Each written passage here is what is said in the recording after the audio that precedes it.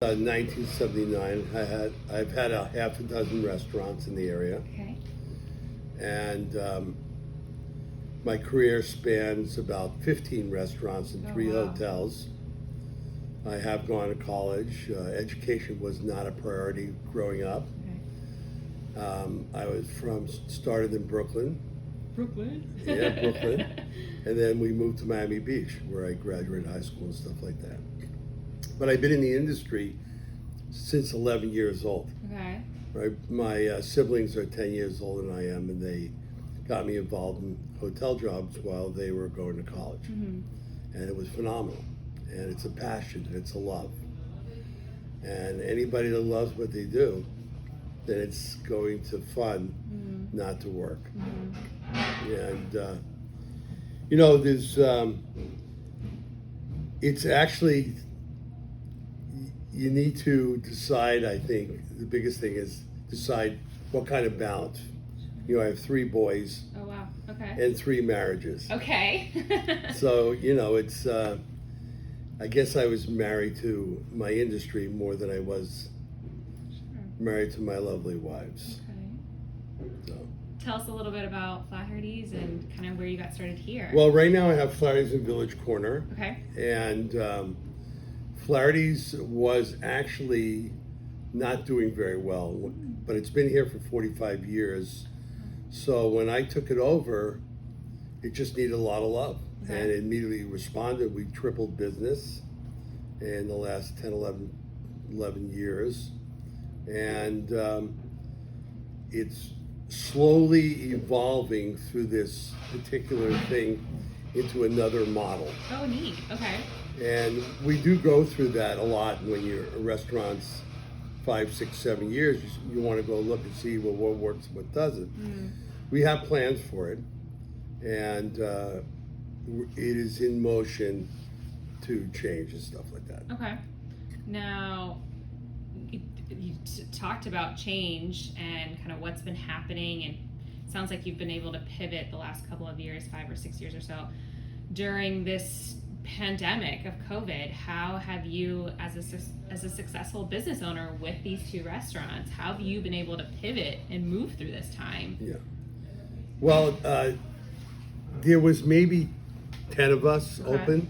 Some of them were smaller operations, and some were doing like family meals. Maybe they were open for a day or 2. They did delivery. One of my heroes is Sarah from Culture.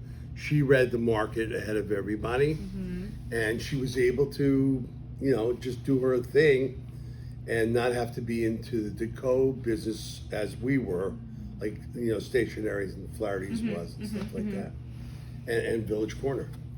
And, we talked, towards the end of this involvement when we're going to go into Norm, Okay. that we almost wished it would go back a few weeks and go back to when we were doing to-go business. Oh, okay. We had moderate amount of employees. The customers coming to the door, they were nice, thankful, or they stayed a block away and they wanted us to deliver it halfway to their car. I mean, it was unbelievable. But now that we're moving into the model and everything, we remember how it was then. It was a lot of work. Sure. I mean, Faisal, Anthony, we were just doing it all the time, and it was pretty crazy. But So interesting. I bet. Very, very interesting. And you were open 7 days a week? 7 days a week. Wow. We were working 10, 12 hours a day. Oh, wow. We were getting together. We were socializing. We were being bad boys and girls a little bit. We'd be reprimanded by our wonderful mayor and city manager. Trying to keep you safe, of course. Yes, absolutely. So in regards to kind of now that we're starting to see the light at the end of the tunnel and that we're starting to get open back up a little bit, we have this idea of Carmel rising. What does that mean to you? How do you interpret that, and what does that mean for you and your businesses? Well, when you have this time, as we have, to think about it, whatever it is.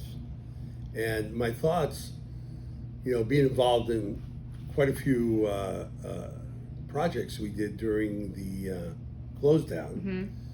We brought 40,000 pounds of food we distributed that we did jointly with the Carmel Youth Center and Jessica there. And we did school lunches, 800 a day, and the mask program and the parklet program. And I know that Christine isn't going to give me credit, but the drive-in was Manny and our idea. At Sunset Center? Yes. Oh, wow. Yeah, because the thank guy, you for that, too. Yeah, my pleasure. The guy they're renting. I loved it. I went The myself. movie theater is a good friend of mine, Jared. He's wonderful. OZO executive director. Great guy. But, I think we're moving into a different demographics in our community, and we have the opportunity to go back 20 years when we had 5,000 people as residents. And I think that's going to move in that direction. It appears that people are going to buy houses here and want to stay here because maybe they only have to be in the Bay Area 2 times a week. So Carmel has the opportunity to understand and try to evolve into the demographics that we're moving into. We need to always be in discovery in our life. And sometimes in city government, which I think is a little different than we have now, they fail to recognize that element. And we have failed to recognize the element in a lot of times. Present administration is there. They get it. They get it that they need to evolve. But sometimes it's difficult because the old guard might be pushing them back. Well, the old guard needs to understand that we're going to be different. That we need to be different. That instead of fighting, let's talk about it. And that's what I think is really important in city government. And Carmel has the opportunity to be that. Yeah, it sounds like you're a really big community man. Like you have your own establishments here, but you're also very one with your neighbors, and you kind of help build this ecosystem to help be sustainable. Like you want your neighbors to be successful, so that you too are successful. That people are coming all to your blocks, and that actually are spending time in your restaurants. So, well, kudos to you. Thank you so much for this. Thank you. I appreciate this.